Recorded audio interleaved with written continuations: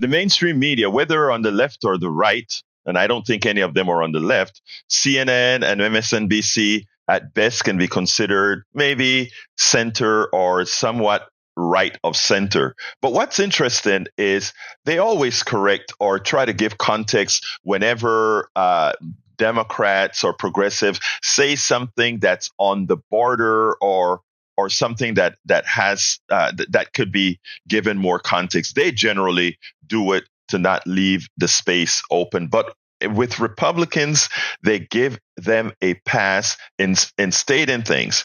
They generally don't correct them as they should, etc. Dana Bash in the past, I've seen her correct people, Republicans, not as much as she does Democrats.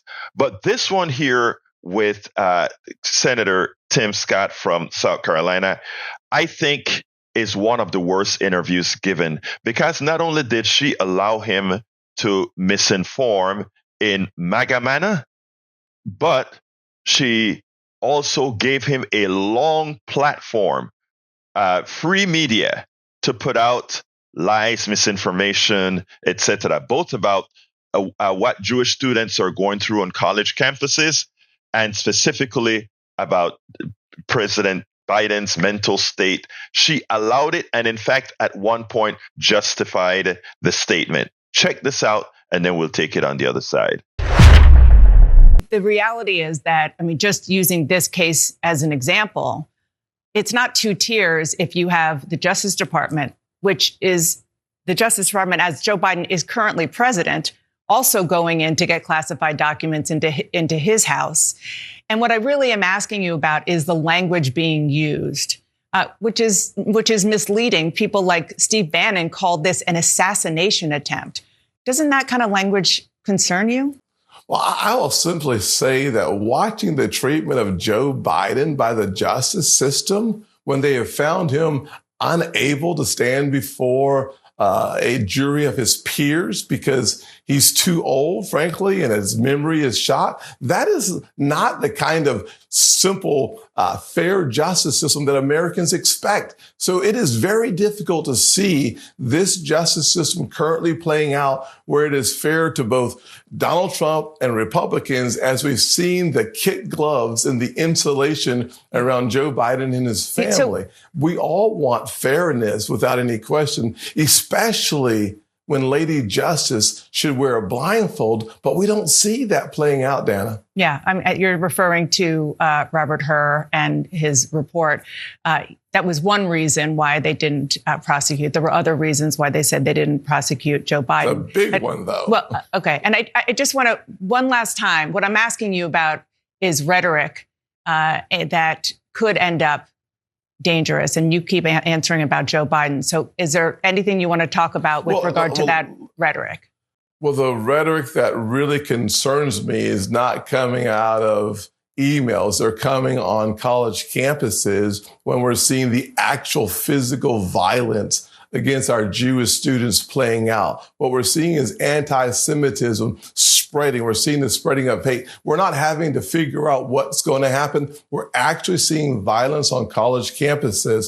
And yet the Democrat Party sits there, hands folded, letting it play out. We have to stand in the gap for those Jewish students. So I am very concerned about actual violence that we're seeing play out on our college campuses. Every single college president should hear me clearly. Your federal funding, it is a privilege, not a right. What is a right is for Jewish students to go to class safely, to study in libraries in peace. That's not a hyperbolic situation. That is actual facts on the ground on college campuses. So while rhetoric can be tamped down some, there is one place where we're seeing it manifest physically, violently, and it is disgusting.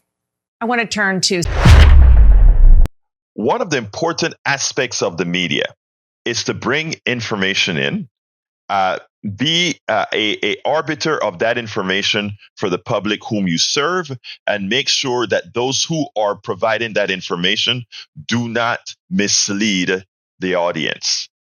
In this particular interview, Dana Bash completely failed at it because Tim Scott used her platform to completely spew lies. If you wonder why polls are so close today, which shouldn't be, given that in the case of Joe Biden, he's running against a lying, rapist, sadistic, and you can name all the adjectives that describe Donald Trump. This election shouldn't be close. But because we give, and the media specifically gives Donald Trump plausibility, because they give him the ability to normalize evil, normalize decadence, normalize all which is bad. We get close elections, not because Americans are bad people, but because they are severely ill-informed, misinformed, and disinformed. We spend a lot of time deconstructing the news, trying to parse it into a form that everybody can understand. We try to find those little nitpicks where it flies above the fray, etc. If you really like these videos that we do, I want to ask a big favor. Please go ahead. Number one, subscribe to our channel. And number two, please join if you can. Thank you so kindly for watching. Keep watching. Please remember to share. We must populate the entire internet with our progressive message, a message that we know is what most Americans say that they want. So help us, please join.